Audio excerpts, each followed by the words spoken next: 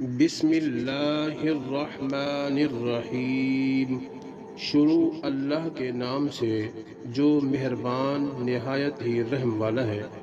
سامعین محترم، حضرت سیدنا عمر رضی اللہ تعالی عنہ بیان فرماتے ہیں کہ ایک ایسا شخص انتقال کر گیا جس کو لوگ متقی سمجھتے تھے، جس کو لوگ نیک سمجھتے تھے، جسے لوگ پرہیزگار سمجھتے تھے، علاقے میں مشہور تھا۔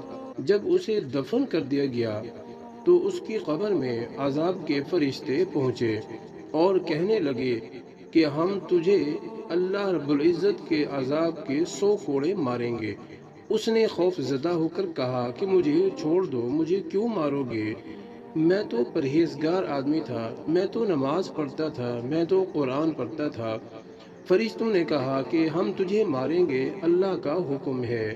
حتیٰ کہ فرشتوں نے اسے ایک کوڑا مارا جس سے تمام قبر میں آگ بھڑک اٹھی اور آگ کی وجہ سے وہ بندہ جل کر راکھ ہو گیا۔ اس کو دوبارہ زندہ کیا گیا تو اس نے درد سے تل ملاتے اور روتے ہوئے فریاد کی، آخر مجھے یہ کوڑا کیوں مارا گیا؟ تو انہوں نے جواب دیا، ایک روز تو نے بے وضو نماز پڑھ لی تھی اور ایک روز مظلوم تیرے پاس فریاد لے کر آیا تھا، مگر تو نے فریاد رسی نہ کی تھی۔ دیکھا آپ نے اللہ رب العزت کیسے ناراض ہوا، تو اس نے نیک اور پرہیزگار شخص کی بھی گرفت فرمائی اور وہ عذاب قبر میں گر گیا۔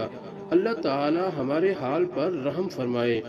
سامعین محترم، آج سب کچھ ہمارے سامنے ہے، قرآن ہمارے پاس موجود ہے، ہم قرآن سے بھی دور ہیں، ہم نماز سے بھی دور ہیں، ہم اللہ کے ذکر سے بھی دور ہیں، ہمیں قبر یاد نہیں ہے، آخرت یاد نہیں ہے، اور ہم نے یہ بھی نہیں سوچا کہ ہم نے مر جانا بھی ہے اور اللہ تعالی ہماری زندگی کا ہم سے حساب بھی لے گا۔ ہم سے پوچھ ہوگی کہ میرے بندے بتا تو کیا کر کے آیا تھا؟ اور آج ہم ان چیزوں سے غافل ہیں، غفلت میں پڑے ہوئے ہیں، ہمارے دل سیاہ ہو گئے ہیں، ہمیں قرآن بھول گیا ہے۔ آج ہماری الماریوں میں قرآن موجود ہے لیکن پڑھنے کو دل نہیں چاہتا۔